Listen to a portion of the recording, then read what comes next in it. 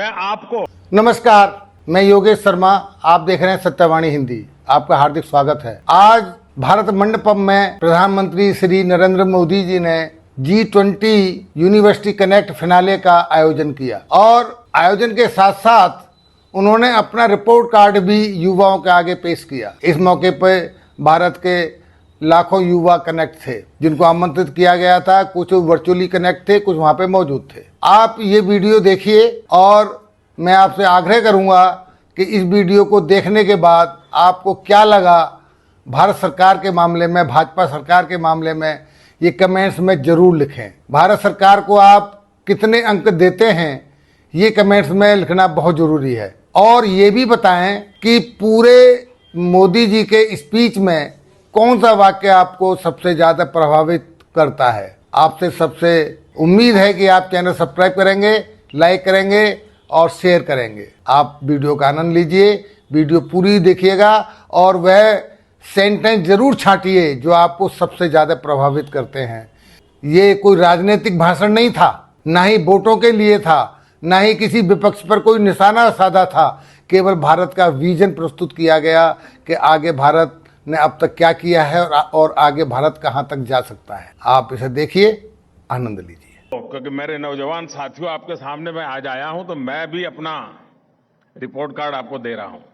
आप सबको याद होगा 23 अगस्त का वो दिन जब हार्ट बीट गले तक आ रही थी। भूल गए? हर कोई प्रार्थना कर रहा था कि भाई साहब ठीक रहे, कुछ गड़बड़ ना हो जाए। कर रहे थे ना? और फिर अचानक हर किसी का चेहरा खिल उठा। पूरी दुनिया ने भारत की आवाज सुनी, India is on the moon.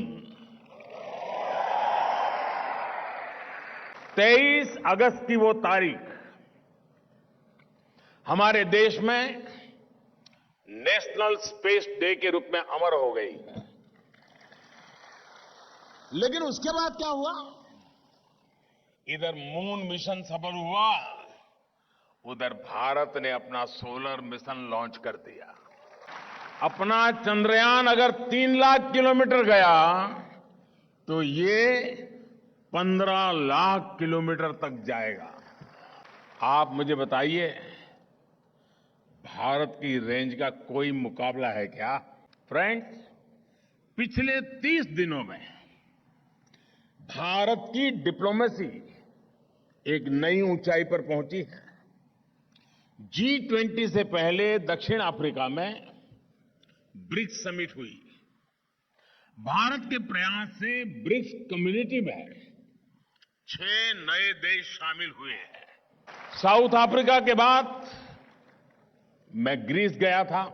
ये 40 साल में किसी भी भारतीय प्रधानमंत्री की पहली यात्रा थी और जितने भी अच्छे काम है ना, वो करने के लिए आपने मुझे ही बिठाया है। G20 समिट से ठीक पहले मेरी इंडोनेशिया में भी अनेक वर्ल्ड लीडर से मीटिंग हुई। इसके बाद G20 में इसी भारत मंडप में दुनिया के लिए बड़े बड़े फैसले लिए गए।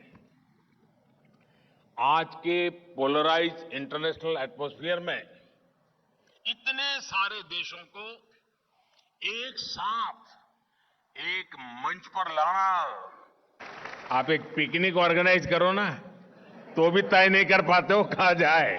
हमारे न्यू दिल्ली डिक्लेरेशन को लेकर 100% सहमति तो इंटरनेशनल हेडलाइन बनी हुई है। इस दौरान भारत ने अनेक इंपॉर्टेंट इनिशिएटिव्स और फैसलों को लीड किया। G20 में कुछ फैसले ऐसे हुए जो 21वीं सदी की पूरी डायरेक्शन ही चेंज करने की क्षमता रखते हैं। भारत की पहल पर अफ्रीकन यूनियन G20 का स्थायी सदस्य के रूप में उसको स्थान मिला। ग्लोबल बायोफ्यूल्स अलायंस का नेतृत्व भी भारत ने किया। G20 समिट में ही हम सभी ने मिलकर India middle east Europe corridor बनाने का भी फैसला लिया है। ये कॉरिडोर कई महाद्वीपों को आपस में जोड़ेगा। इससे आने वाली कई शताब्दियों तक व्यापार और पर्यटन को बढ़ावा मिलने वाला है। साथियों, G20 समिट समाप्त हुई तो सऊदी अरब के क्राउन प्रिंस की स्टेट विजिट दिल्ली में शुरू हुई। सऊदी अरब भारत में $100 बिलियन का निवेश करने जा रहा है। और मैं जो कथा सुना रहा हूं ना, ये 30 दिन की बता रहा हूं, फिर ऐसा नहीं यार ये तो इतना सारा। बीते 30 दिनों में ही भारत के प्राइम मिनिस्टर के रूप में मेरी कुल 85 वर्ल्ड लीडर से मीटिंग हुई है। और ये करीब करीब आधी दुनिया है। आप सोच रहे होंगे कि इससे आपको क्या फायदा होगा। होता है ना, जब भारत के रिश्ते दूसरे देशों से अच्छे होते हैं, जब नए नए देश भारत के साथ जुड़ते हैं, तो भारत के लिए भी नई अपॉर्चुनिटीज बनती हैं। हमें नया साथी मिलता है, नया मार्केट मिलता है, और इन सब का फायदा मेरे देश की युवा पीढ़ी को होता है।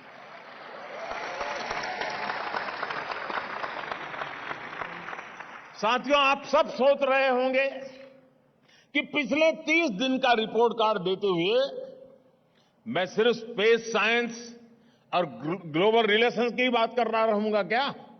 यही काम किया कि मैंने 30 दिन में? ऐसा नहीं है। पिछले 30 दिनों में SC, ST, OBC के लिए, गरीबों और मिडिल क्लास के लिए, उनको एम्पावर करने के लिए भी कई कदम उठाए गए। 17 सितंबर को विश्वकर्मा जयंती पर PM विश्वकर्मा योजना लॉन्च की गई। ये योजना हमारे शिल्पकारों, कुशल कारीगरों, पारंपरिक काम से जुड़े साथियों के लिए है। रोजगार मेला लगाकर बीते 30 दिन में 1 लाख से ज्यादा नौजवानों को केंद्र सरकार में गवर्नमेंट जॉब दी गई है। जब से ये कार्यक्रम शुरू हुआ है, 6 लाख से ज्यादा युवक युवतियों को नियुक्ति पत्र दिए गए हैं। इन्हीं 30 दिनों में आपने देश के नए संसद भवन में पहले संसद सत्र को भी देखा है। देश के नए संसद भवन में पहला विधेयक पास हुआ, जिसने पूरे देश को गर्व से भर दिया है। संसद ने नारी शक्ति वंदन अधिनियम के द्वारा विमेन लेड डेवलपमेंट के महत्व को सहर्ष स्वीकार किया। साथियों, बीते 30 दिनों में ही देश में इलेक्ट्रिक मोबिलिटी के विस्तार के लिए एक और बड़ा निर्णय हुआ। हमारी सरकार ने बैटरी एनर्जी स्टोरेज सिस्टम को एम्पावर करने की दिशा में एक महत्वपूर्ण योजना को स्वीकृति दी है। कुछ दिनों पहले द्वारका में अशोक भूमि इंटरनेशनल कन्वेंशन सेंटर को हमने राष्ट्र को समर्पित किया है। युवाओं को स्पोर्ट्स में अधिक अवसर मिले, इसके लिए मैंने वाराणसी में इंटरनेशनल क्रिकेट स्टेडियम का भी शिलान्यास किया। 2 दिन पहले मैंने 9 वंदे भारत ट्रेन को हरी झंडी दिखाई। एक दिन में एक साथ इतनी आधुनिक ट्रेनें शुरू होना भी हमारी स्पीड और स्केल का प्रमाण है। पेट्रोकेमिकल सेक्टर में भारत की आत्मनिर्भरता को बढ़ाने के लिए एक और बड़ा कदम इन 3 दिनों में हमने उठाया है। मध्य प्रदेश में स्थित एक रिफाइनरी में पेट्रोकेमिकल कॉम्प्लेक्स का शिलान्यास किया गया है। मध्य प्रदेश में ही रिन्यूएबल एनर्जी, आईटी पार्क, एक मेगा इंडस्ट्रियल पार्क और 6 नए औद्योगिक क्षेत्रों पर काम शुरू हुआ है। ये जितने भी काम मैंने गिनाए हैं, इनका सीधा संबंध युवाओं की स्किल से है, युवाओं के लिए जॉब क्रिएशन से है। ये लिस्ट इतनी लंबी है कि पूरा समय इसी में बीत जाएगा। ये 30 दिन का मेरा हिसाब मैं दे रहा था आपको। अब आपने अपना हिसाब लगाया क्या? आप ज्यादा से ज्यादा कहेंगे 2 मूवी देखी। मेरे नौजवान साथियों, मैं इसलिए कह रहा हूं कि देश कितनी तेज गति से चल रहा है, कितने अलग अलग पहलुओं पर काम कर रहा है, वे मेरे देश के नौजवानों को पता होना चाहिए। साथियों, युवा वहीं पर आगे बढ़ते हैं जहां ऑप्टिमिज्म, अपॉर्चुनिटीज और ओपननेस होती है। जिस तरीके से आज भारत आगे बढ़ रहा है, उसमें आपके उड़ने के लिए पूरा आसमान खुला है। दोस्तों, मैं आपसे यही कहूंगा, बड़ा सोचें, थिंक बिग। ऐसा कुछ नहीं है जिसे आप हासिल नहीं कर सकते। ऐसी कोई उपलब्धि नहीं है जिसे हासिल करने में देश आपका साथ नहीं देगा। आप किसी भी अवसर को मामूली ना समझें, बल्कि उस अवसर को एक नया बेंचमार्क बनाने के बारे में सोचें। हमने G20 को भी इसी अप्रोच से इतना भव्य और इतना विराट बनाया। हम भी G20 प्रेसिडेंसी को सिर्फ डिप्लोमेटिक और दिल्ली सेंट्रिक अफेयर बना सकते थे, लेकिन भारत ने इसे पीपल ड्रिवन नेशनल मूवमेंट बना दिया। भारत की डायवर्सिटी, डेमोग्राफी, डेमोक्रेसी की ताकत ने G20 को नई ऊंचाई पर पहुंचा दिया। G20 की 200 से ज्यादा बैठकें हुई, 60 शहरों में इनका आयोजन हुआ। G20 की गतिविधियों में 1.5 करोड़ से ज्यादा नागरिकों ने अपना योगदान दिया।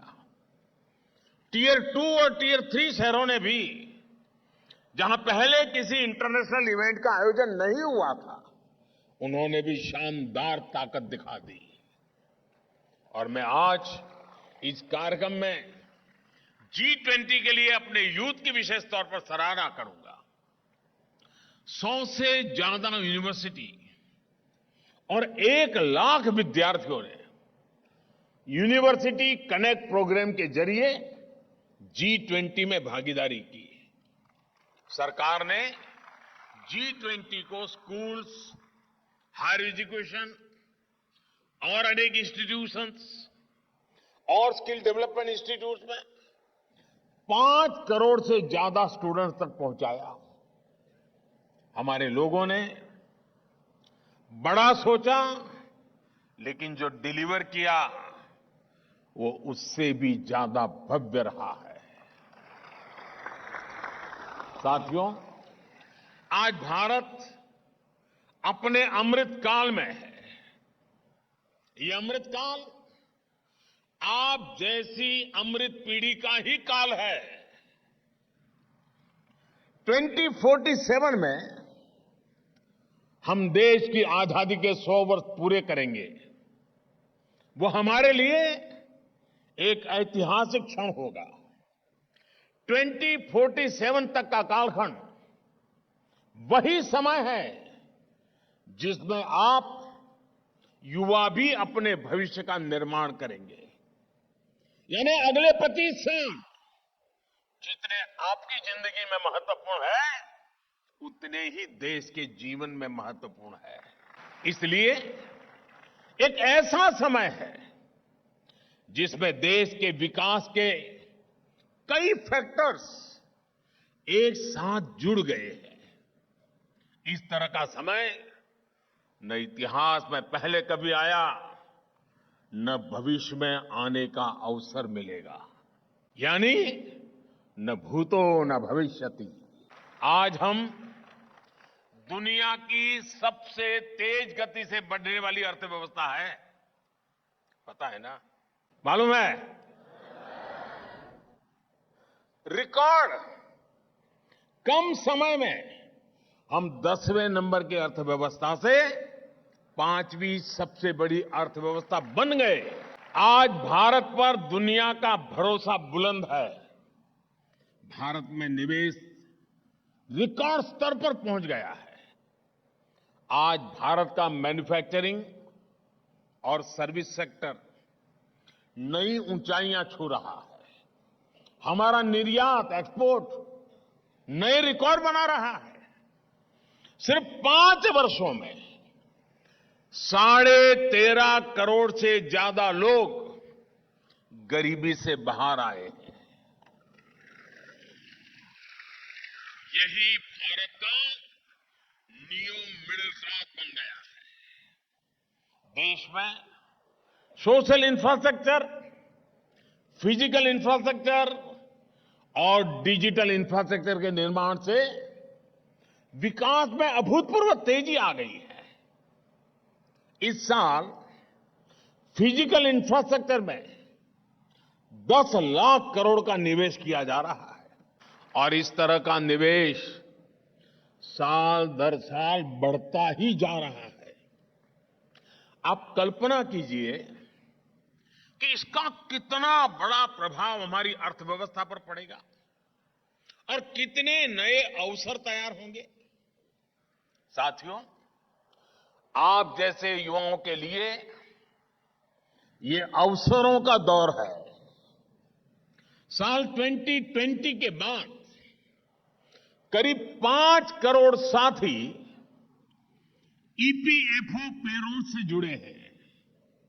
इनमें से लगभग 3.5 करोड़ लोग ऐसे हैं जो पहली बार ईपीएफओ के दायरे में आए हैं। पहली फॉर्मल जॉब उन्हें मिली है। इसका मतलब ये है कि आप जैसे युवाओं के लिए फॉर्मल जॉब्स के मौके भारत में लगातार बढ़ रहे हैं। 2014 से पहले हमारे देश में 100 से भी कम स्टार्टअप्स थे। कितने? मैं इसलिए बुला रहा हूं क्योंकि क्लास में हम लोग ऐसे ही पढ़ते हैं ना। कितने स्टार्टअप 2014 के पहले? कितने? आज इनकी संख्या 1 लाख को भी पार कर गई है।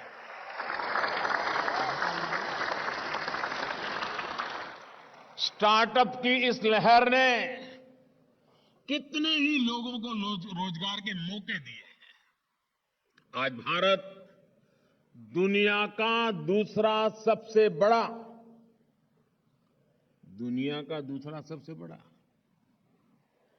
मोबाइल मैन्युफैक्चरर बन गया है। हम मोबाइल फोन्स के इंपोर्टर से आज एक्सपोर्टर बन गए हैं। इसके कारण भी बड़ी संख्या में नौकरियों के अवसर बने हैं।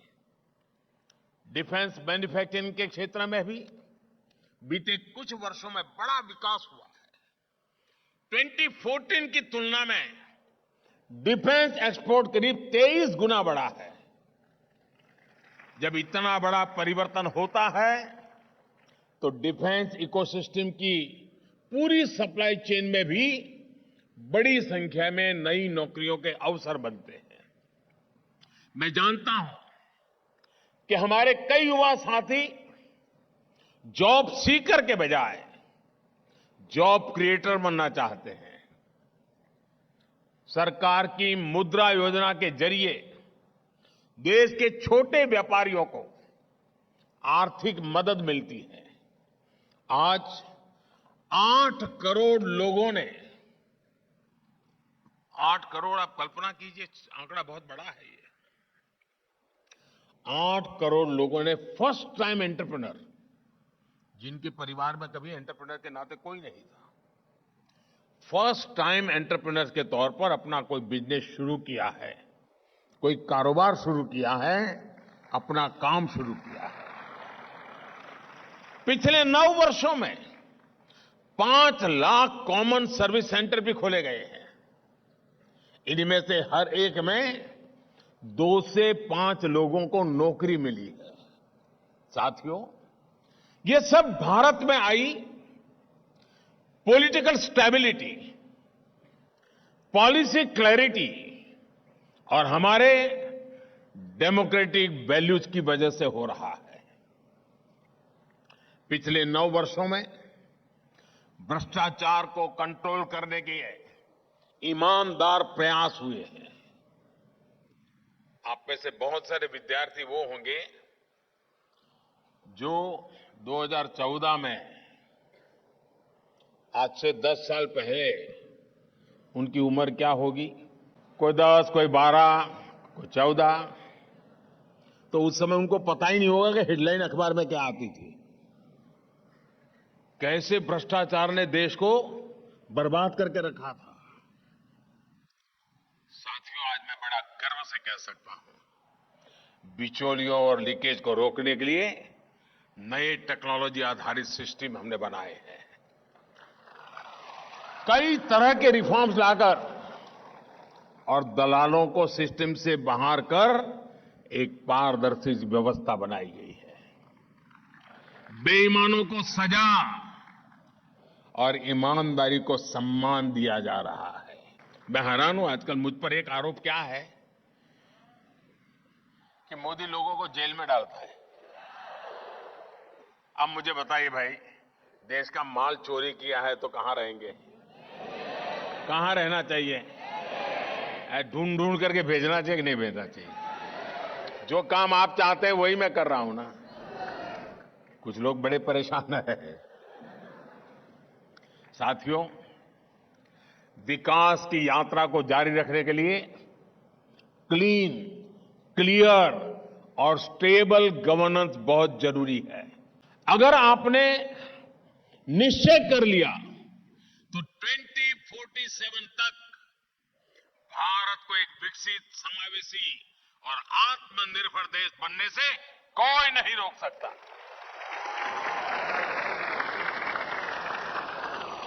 साथियों, एक और बात भी हमें ध्यान रखनी होगी।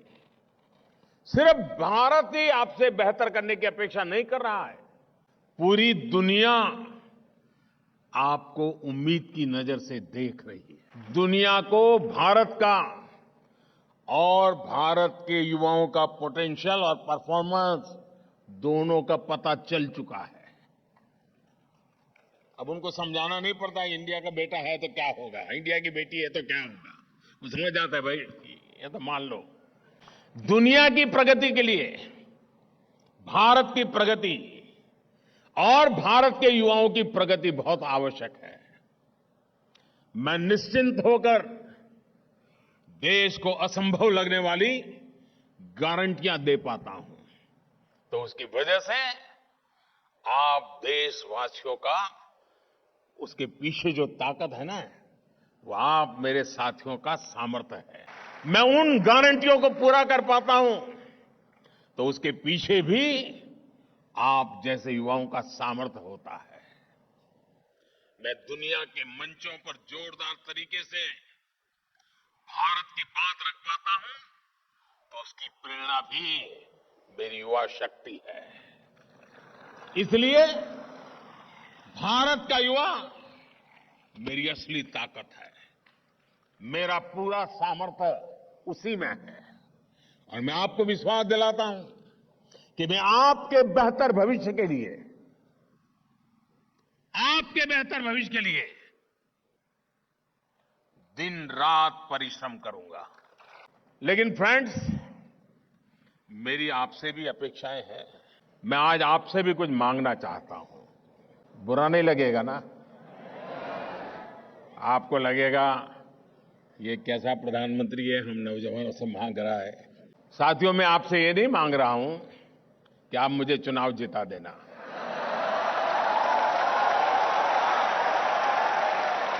साथियों, मैं आपसे ये भी नहीं कहूंगा कि मेरी पार्टी में आप शामिल हो जाइए।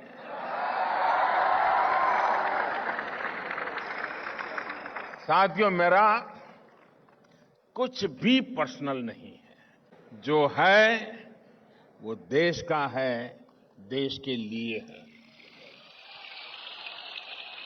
और इसलिए मैं आज आपसे कुछ मांग रहा हूं, देश के लिए मांग रहा हूं। स्वच्छ भारत अभियान को सफल बनाने में आप युवाओं की बहुत बड़ी भूमिका रही है। लेकिन स्वच्छाग्रह एक दो दिन का इवेंट नहीं है, ये एक सतत प्रक्रिया है। इसे हमें आदत बनाना पड़ रहा है।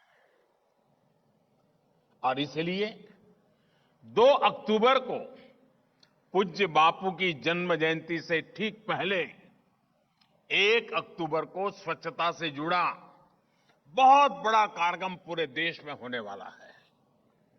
आप सभी युवा साथियों को इसमें बढ़ चढ़ के हिस्सा लेने के लिए मैं आपसे मांग कर रहा हूं। करेंगे पूरा? पक्का करेंगे? आपकी यूनिवर्सिटी भी लगेगी? आप कोई एरिया तय करके पूरी तरह क्लीन करके रहेंगे? मेरा दूसरा आग्रह है, डिजिटल लेन देन को लेकर है, यूपीआई से जुड़ा है। आज पूरी दुनिया डिजिटल भारत की, यूपीआई की इतनी प्रशंसा कर रही है, ये गौरव भी आपका है। आप सभी युवा साथियों ने इसको तेजी से अपनाया भी और फिनटेक में उससे जुड़े अद्भुत इनोवेशन भी किए। अब इसके विस्तार की, इसको नई दिशा देने का दायित्व भी मेरे नौजवानों को ही उठाना होगा। क्या आप तय करेंगे कि मैं कम से कम 1 सप्ताह में 7 लोगों को यूपीआई ऑपरेट करना सिखाऊंगा, यूपीआई से काम करना सिखाऊंगा, डिजिटल लेन देन सिखाऊंगा? करेंगे? देखिए, देखते ही देखते बदलाव शुरू हो जाता है दोस्तों।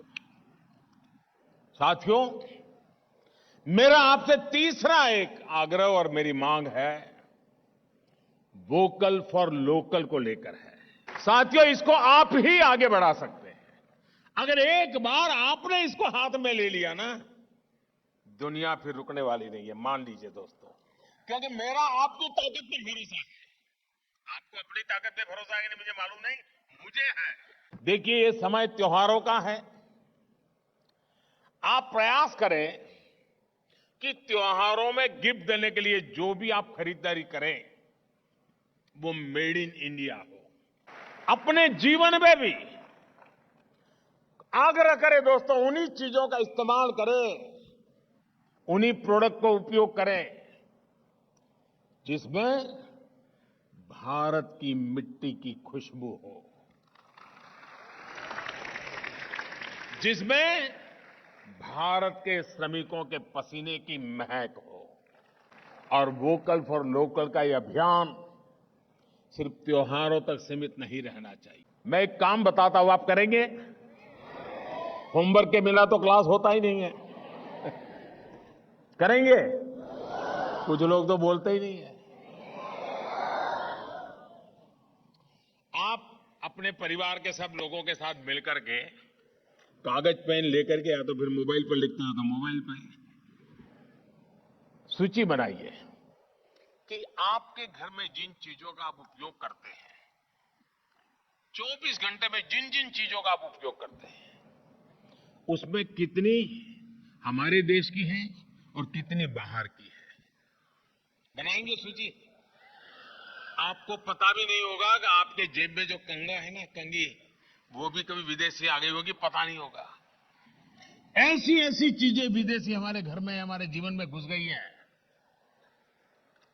देश को बचाने के लिए बहुत जरूरी है दोस्तों। हां, कुछ चीजें ऐसी हैं जो हमारे देश में जैसी चाहिए वैसी नहीं है, ठीक है। लेकिन हम आग्रह से देखें कि भाई जरा तलाश है तो कहीं गलती तो नहीं हो रही है। एक बार मेरे देश में बनी हुई चीजें मैं खरीदना शुरू करूंगा ना, तो आप देखना दोस्तों, हम इतनी तेजी से हमारा उद्योग व्यापार बढ़ेगा जिसकी आप कल्पना नहीं कर सकते। छोटा छोटा काम भी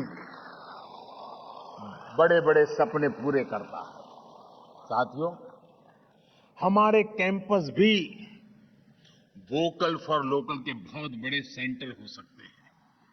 हमारे कैंपस सिर्फ पढ़ाई के नहीं बल्कि फैशन के भी सेंटर होते हैं। क्यों? अच्छा नहीं लगा? कोई डे बनाते होते तभी होता है क्या? है, आज रोज डे है।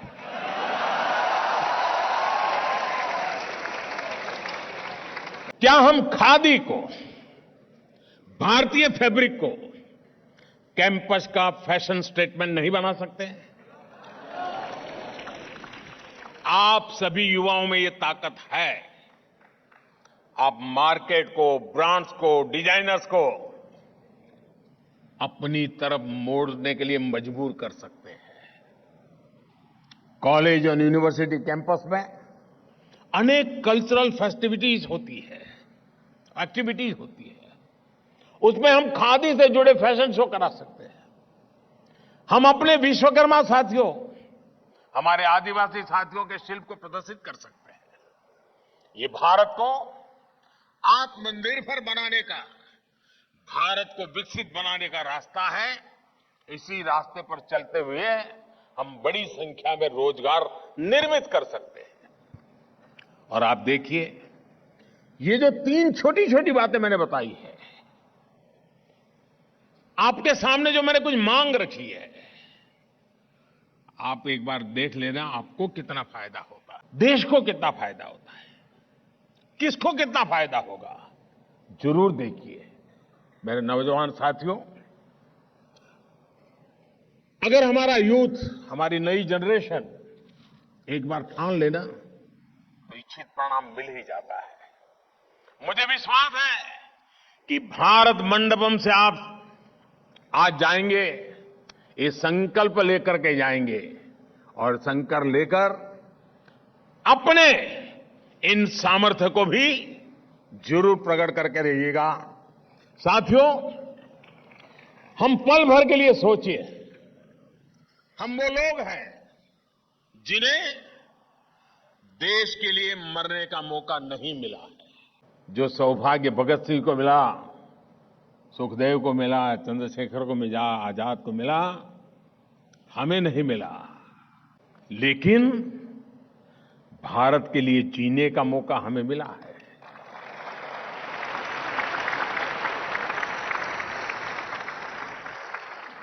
आज से 100 साल पहले की तरफ नजर करिए। 1920, 22, 23, 25, 30 का कल्पना कीजिए आप। उस समय का जो नौजवान था, उसने ठान लिया था कि मैं देश को आजाद कराने के लिए जो कुछ भी कर सकता हूं मैं करूंगा, जो मार्ग मिलेगा मैं करूंगा। और उस समय के नौजवान चल पड़े थे, किताबें अलमारी में रख दी थी, जेलों में जाना पसंद किया था, फांसी के तख्त पर चढ़ना पसंद किया था। जो राह मिली उस राह पर चल दिए थे। 100 साल पहले जो पराक्रम की पराकाष्ठा हुई, त्याग और तपस्या का माहौल बना, मातृभूमि के लिए जीने मरने का इरादा मजबूत हुआ, देखते ही देखते 25 साल में देश आजाद हो गया। हुआ कि नहीं दोस्तों? उनके पुरुषार्थ हुआ कि नहीं हुआ? अगर उस 25 साल के राष्ट्रव्यापी जो सामर्थ्य पैदा हुआ, उसने 1947 में देश को स्वराज्य दिया। साथियों, मेरे साथ चल पड़ो, आओ, मैं आपको निमंत्रण देता हूं। 25 साल हमारे सामने है। 100 साल पहले जो हुआ था, हम एक बार वो स्वराज्य के लिए चले थे, हम समृद्धि के लिए चल पड़े। 25 साल में इस देश को समृद्ध बना करके रहेंगे। उसके लिए मुझे जो करना पड़ेगा, मैं पीछे नहीं हटूंगा। आत्मनिर्भर भारत समृद्धि के द्वार खोलता है दोस्तों। आत्मनिर्भर भारत स्वाभिमान को नई ऊंचाई पर पहुंचाता है। उस संकल्प को लेकर के चलिए, आइए हम मिलकर के एक समृद्ध भारत का संकल्प पूरा करें। 2047 में हम डेवलप कंट्री होने चाहिए और तब आप अपने जीवन की सबसे ऊंचे पायदान पर होंगे। 25 साल के बाद आप जहां भी होंगे अपने जीवन के सबसे ऊंचे पायदान पर होंगे। आप कल्पना करो दोस्तों, मैं जो आज मेहनत कर रहा हूं ना, और कल मैं आपको लेकर के मेहनत करने वाला हूं, वो आपको कहां से कहां पहुंचा देगा। आपके सपने साकार होने में कोई रोक नहीं कर सकता है दोस्तों। और मैं आपको गारंटी देता हूं दोस्तों, भारत को दुनिया की 3 टॉप इकोनॉमी में मैं ला करके रखूंगा।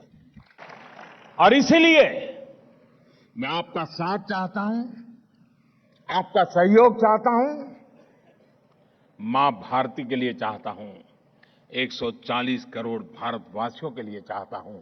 मेरे साथ बोलिए, भारत माता की। पूरी ताकत से बोलिए दोस्तों, भारत माता की, भारत माता की, भारत माता की। बहुत बहुत धन्यवाद।